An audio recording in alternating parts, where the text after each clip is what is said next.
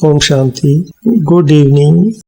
आज की मुरली से कुछ आज की इवनिंग के अंदर बाबा के महावाक्य रिवाइज कर लेते हैं। सबसे पहले बाबा ने एक दिल को छूने वाला महावाक्य उच्चारण किया। आज की मुरली में बाबा ने कहा, ऐसा बाप तो कभी मिलता ही नहीं। ऐसा बाप जो हमारा टीचर बन हमें अमरपुरी के लिए पढ़ाते हैं। दूसरा बाबा ने कहा, दुनिया के मनुष्यों को यह पता ही नहीं कि हम नरकवासी हैं। क्यों? क्योंकि यहाँ सभी दुखी हैं, कोई मन से, कोई तन से, कोई धन के अभाव से, कोई संबंधों से, इत्यादि इत्यादि। पॉइंट नंबर 3 बाबा ने कहा, यह तुम्हारा वतन नहीं है, यह है रावण का पराया वतन। अव्यक्त बाप दादा के महावाक्य हमें याद आए कि 1978 में 14 फरवरी को बाबा ने पहली बार पराये शब्द को यूज किया।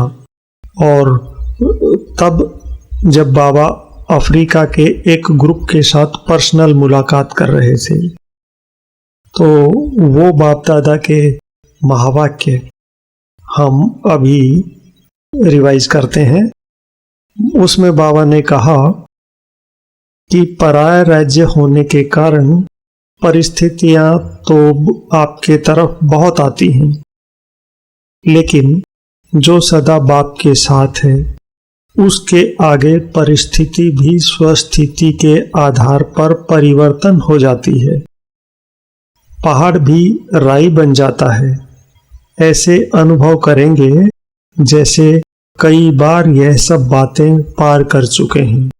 तो ये महावाक्य हमें याद आए जो आपके सामने प्रस्तुत किए। फिर 4th नंबर पॉइंट बाबा ने परम धाम से संबंधित बोला। तो बाबा ने कहा, मूल वतन में बाप और भाई भाई हैं। हम आत्माएं सब भाई भाई हैं और बाबा है, और कोई संबंध नहीं। फिर point number 5 history and geography of the world, उसके बारे में बाबा ने कहा, सुंदर डेफिनेशन। हिस्ट्री गाई जाती है जिसको कहानी कहा जाता है। ज्योग्राफी देश की होती है। चैतन्य ने राज्य किया, जड़ तो राज्य नहीं करेंगे ना। बड़ी गहरी बात बाबा ने ये बताई। पॉइंट नंबर 6 बाबा ने कहा, स्मृति आती है ना कि स्मृति आती है ना कि कोई भी यह नहीं जानते हैं कि ऐसे क्यों कहते हैं। बात थी जब हम मनुष्य आत्माएं कहती हैं, ओ गॉड फादर लिबरेट मी, तो उसमें बाबा ने कहा, अभी तुमने इस बात को समझा है। सारी सृष्टि पर ही रावण राज्य है। सब कहते हैं राम राज्य चाहिए, तो लिबरेट कौन करेगा? समझते हैं गॉड फादर लिबरेट कर गाइड बन ले जाएंगे। पॉइंट नंबर 7 बाबा ने पूरा वर्षा कैसे लिया जाए उसका तरीका बताया। तो बाबा ने कहा, इसमें बाप बाप भी है, टीचर सतगुरु भी है। तीनों रूप में याद करो तो तीनों वर्षे मिलेंगे। पिछाड़ी वाले यानी पिछाड़ी वाली आत्माएं, पिछाड़ी वाले तीनों रूप में याद कर नहीं सकेंगे, फिर मुक्ति में चले जाएंगे।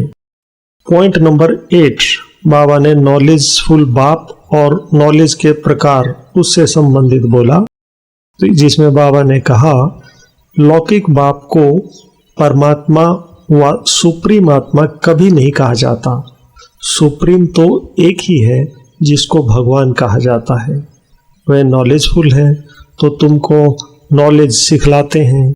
यह ईश्वरीय नॉलेज है, सोर्स ऑफ इनकम। नॉलेज भी उत्तम, मध्यम और कनिष्ठ होती है ना। पॉइंट नंबर 9 में एक क्वेश्चन बनता है कि कौन सी याद हम बच्चों को जरूर होनी चाहिए, जो मुरली में बाबा ने कहा। आज बाबा ने कहा, हम बाबा के बच्चे जरूर हैं। पक्का है कि हम बाबा के बच्चे हैं। वह हमको पढ़ाते हैं, इसलिए टीचर भी जरूर है। हमारी पढ़ाई है ही नई दुनिया अमरपुरी के लिए। अभी हम संगम युग पर बैठे हैं।